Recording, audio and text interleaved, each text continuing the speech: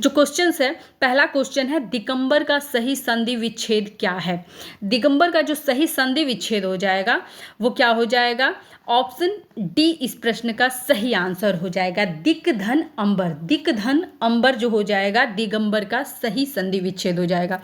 अगर आपसे क्वेश्चन पूछ ले कि इसमें कौन सा संधि है, ठीक है, तो इसमें है व्यंजन संधि। क्या है, व्यंजन संधि। इसके साथ अगला प्रश्न, आगमन में उपसर्ग है, ठीक है, आ प्लस गमन, आ प्लस गमन, गमन, ठीक है, तो क्या है, आ जो है ये उपसर्ग का कार्य कर रहा है, आ उपसर्ग लगा हुआ है। आगे देखेंगे, दवा किस भाषा का शब्द है।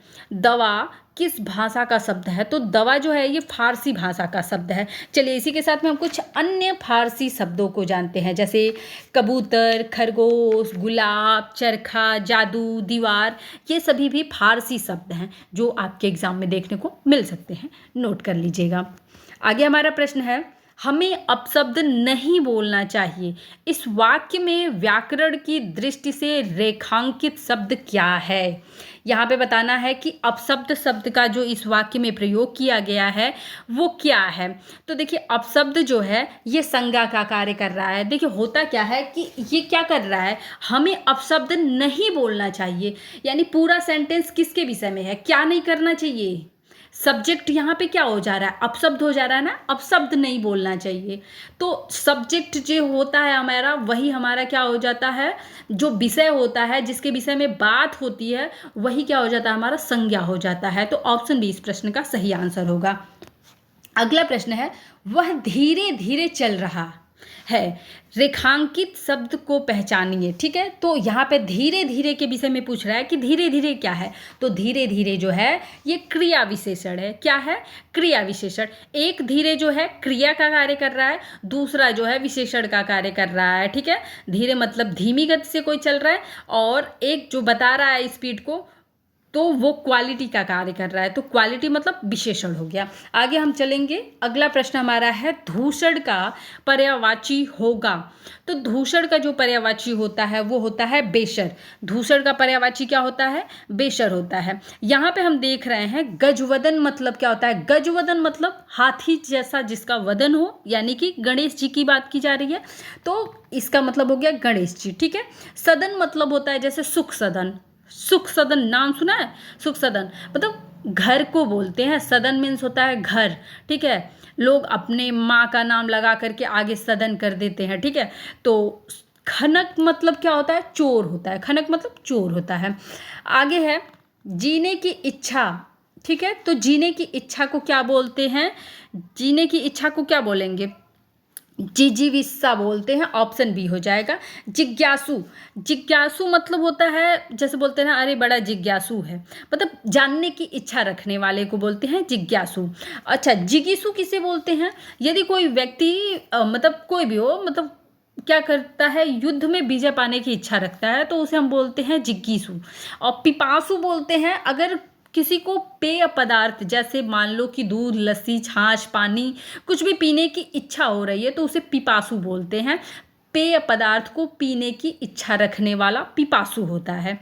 इसके बाद अगला प्रश्न है, भिन्नार्थक शब्द का चयन कीजिए, इसमें से कौन भिन्न है, इसका हमको चयन करना है। इस प्रश्न का सही आंसर हो जाएगा ऑप्शन बी, अनिल जो है क्या है, वो भिन्न है, बाकियों से अनिल क्या है, भिन्न है, ठीक है। अब यहाँ पे जो पावक है, अनल है, कृषाणु है, ठीक है, ये अग्नि के पर्यायवाची दिए हुए हैं, अग्नि के समानार्थी दिए हुए हैं, और अनिल जो है इन सभी से भिन्न है।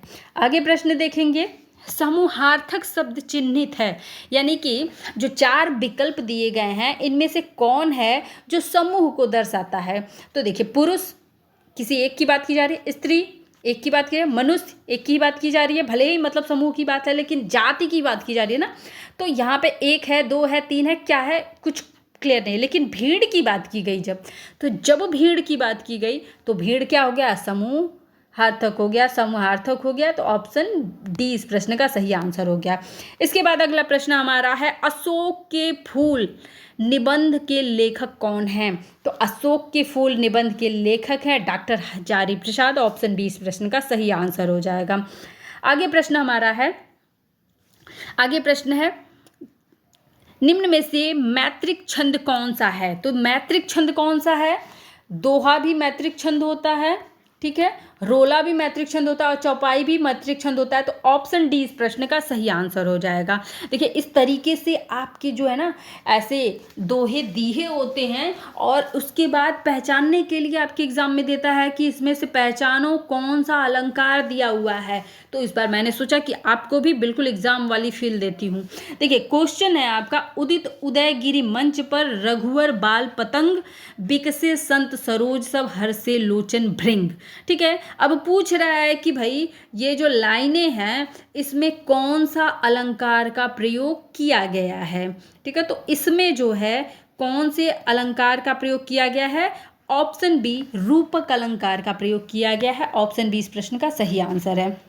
चलिए हमारा अगला प्रश्न है जो कि काफ़ी महत्वपूर्ण है और मोस्ट रिपीटेड क्वेश्चन है, बहुत बार पूछा जाता है।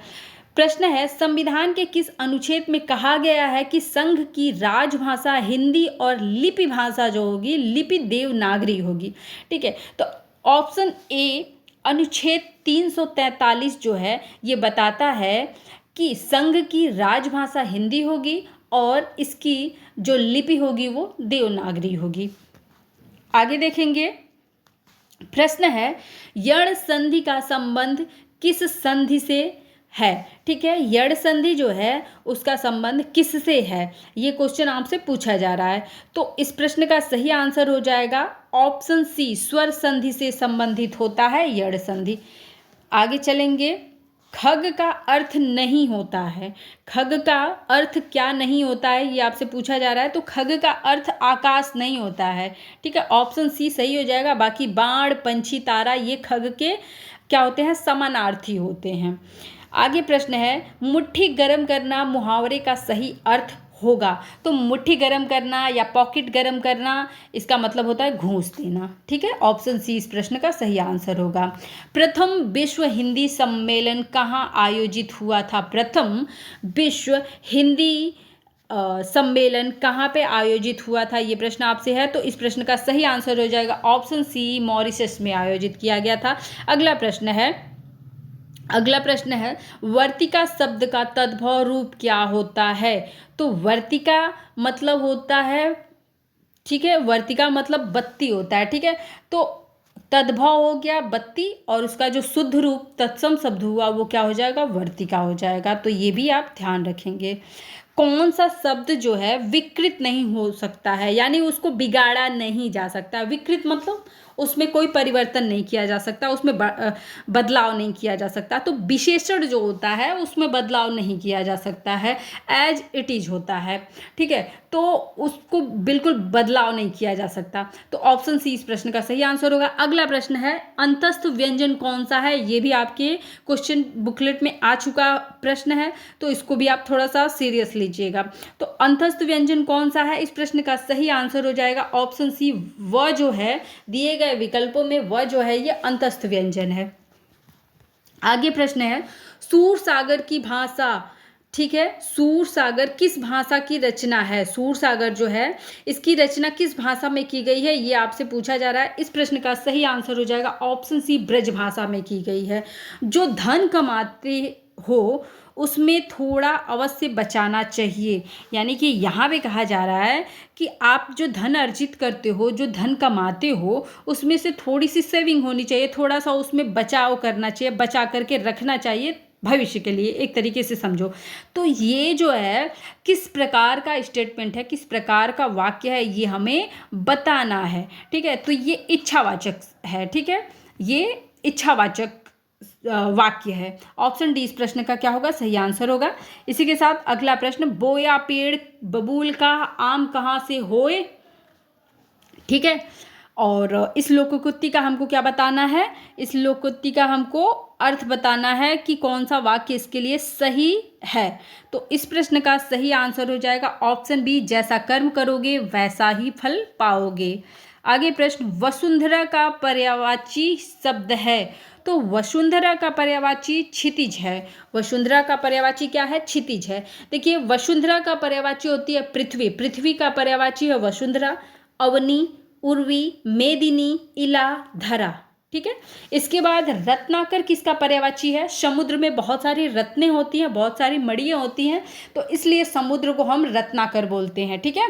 और दिनकर बोलते हैं सूर्य को, जैसे दिन में उजाला देने वाले, तो उनको हम बोलते हैं दिनकर, ठीक है। और कलाधर, जैसे चंद्रमा का आकार जो है डे बाय डे बढ़ता और घटता रहता है, यानी कि चंद्रमा की जो कई सारी कलाएं होती हैं डे बाय डे बढ़ने घटने की, इस वजह से उन्हें कलाधर कहते हैं, ठीक। आगे है गड़बड़ घोटाला में कौन सा शब्द है, यानी कि गड़बड़ घोटाला जो शब्द है ये किस प्रकार का है? तो ये देशज शब्द है, देशज है, ठीक है। इसके बाद है हिंदी में कारक के कितने भेद होते हैं? इंपॉर्टेंट प्रश्न है, आया हुआ प्रश्न है। हिंदी में कुल 8 भेद होते हैं कारक के, हिंदी में कुल 8 भेद होते हैं कारक के। तो इस प्रकार से हमने आज के इस सेशन में बहुत सारे क्वेश्चंस को कवर किया। आशा करती हूँ आज की ये वीडियो आप सभी लोगों ने पूरी देखी होगी, अच्छे से समझी होगी, और आपकी जो भी समस्या होगी आप हमें कमेंट में ज़रूर बताएंगे। वीडियो को लाइक भी ज़रूर करिएगा, शेयर भी करिएगा।